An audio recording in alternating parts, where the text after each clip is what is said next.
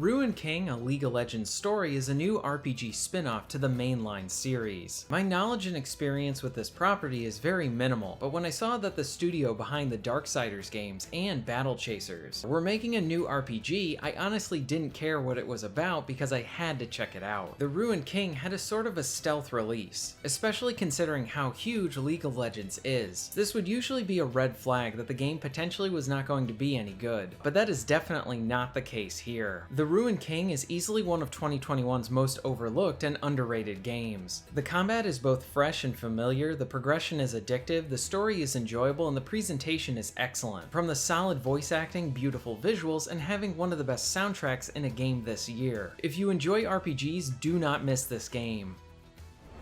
In Bilgewater, monsters are real.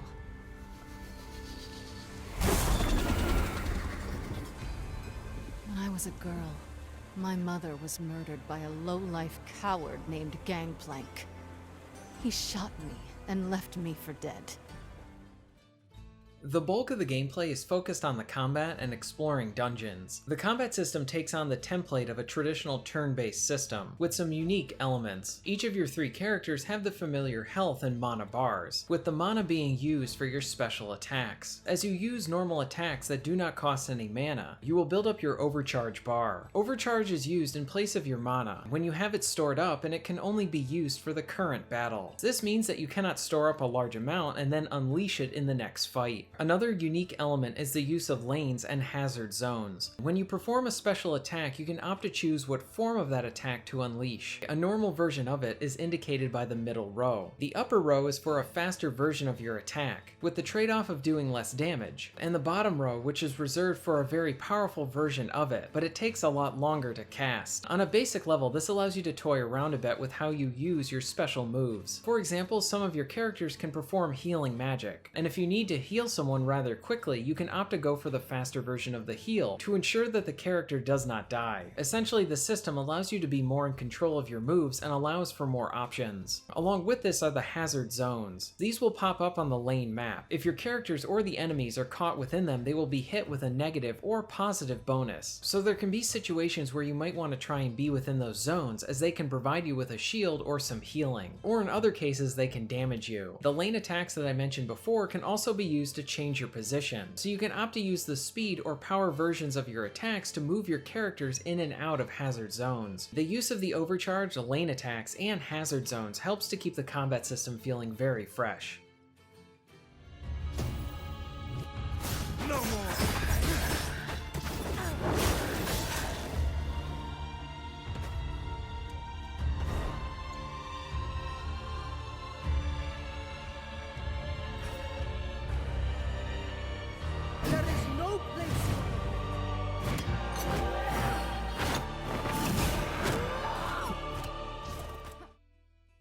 The combat system has some other elements to consider as well, like the ultimate moves that can greatly help you out, just like the overcharge bars. This will increase as you attack enemies. Battles can also consist of multi-wave fights. Enemies are roaming the dungeons, and once you touch one of them, you will enter a battle. If you enter into a battle with a few enemies close to you, then you will have a few fights in a row. The benefit to this is that you can earn additional rewards and can be a good means to level up quicker. As you win battles, you will gain gold, materials, and experience points. When you level up, your stats will increase and you will earn either an ability point, rune point, or both. Ability points allow you to configure and personalize each of your character's moves. Each of your moves have 3 sets of 2 options that you can pick from. This means that the player has a lot of control and freedom to tweak builds for each of the characters. For example, one option might make the mana cost significantly lower for the move, or it can make your move be an ability that can heal everyone instead of just one person. Ruined King encourages the player to try different strategies, since you can opt to change where your ability points are slotted at any time. Runes are more focused on different passive buffs, like improving the amount someone heals, the haste value, how much damage they do, and a lot more. With runes, there are 2 different groups to slot your points into, and each one provides you with additional mastery perks. Just like with the ability points, you can change these out at any time. Now, the progression does not end here. As you win battles, you will earn materials that can be used to upgrade and improve all of your equipment. This is another area with a lot of player choice, since as long as you have the materials, you can attach a wealth of different different upgrades to your weapons and armor. For one, you can improve the general performance by increasing their rarity. For weapons and armor, you can choose what buff to attach to them. This could allow you to add a lifesteal element to your weapons, so that each time you attack, you will gain your health back, among many other options. Each of the different characters fit a different role, from the attacker, healer, tank, and others, but the progression allows for the player to really tweak each character into their own specific version. The progression is addictive and provides a good amount of personalization to the player and rewards experimentation.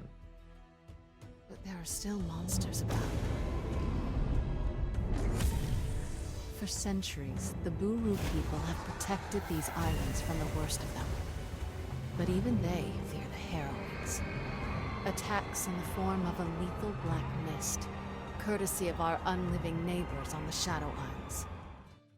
Ruined King has plenty of extensive dungeons to explore. Dungeons have many small yet interesting elements to keep them engaging. In many, there are traps to avoid, along with some rather large-sized areas with specific quests to them. There's some mild puzzle solving that you'll find here as well for hidden rewards. Each of your different party members have abilities that aid you, like one that can dive into hidden areas, others can smash walls, and one that can shoot wind to open up additional paths. Some of the dungeons have their own unique gimmicks, like a sniper that you need to dodge, finding and using wood planks to open up new paths. On top of all of this are the substantial side missions that can be done. Some of these even have a mild sense of choice, along with bounties to find and defeat. And then there's a gladiator-like arena to fight in for more rewards. The side missions are good and greatly increases the length of the game. When it comes to the story and characters, all of them are rather good. Ruined King follows the traditional template of having a set of individual characters coming together to stop a greater evil. Each of the characters are set up well and provides the game with enough backstory on each one. One nice touch is how you can experience optional conversations with each of the characters at a rest stop. Some of these are funny, while others provide some nice camaraderie among the crew. Ruined King provides an enjoyable overarching main narrative, along with good side stories for the cast. What really elevates this game a lot is the presentation. The visuals, cutscenes, and artistic choices all help to create a visually inviting game. Simply put, Ruined King is gorgeous to look at. The soundtrack is easily one of the best this year as well. When it comes to the flaws, I had a bunch of little things like button prompts not coming up in combat, and a few instances of getting stuck in the environment. Thankfully, a quick load would solve this and I didn't lose much progress, since you can save at any time and there is a generous autosave feature. I did have one instance of the game crashing. I played this PS4 game on the PS5, which made much of the loading rather quick, but on the PS4 the load times can be a bit too long. My biggest issue with the game were the difficulty spikes that would happen and feel like they came out of nowhere. They were rather infrequent but annoying when they happened, since there was no build up to them. Before we move to the conclusion, I want to highlight the wonderful soundtrack. Here are a few tracks from the game.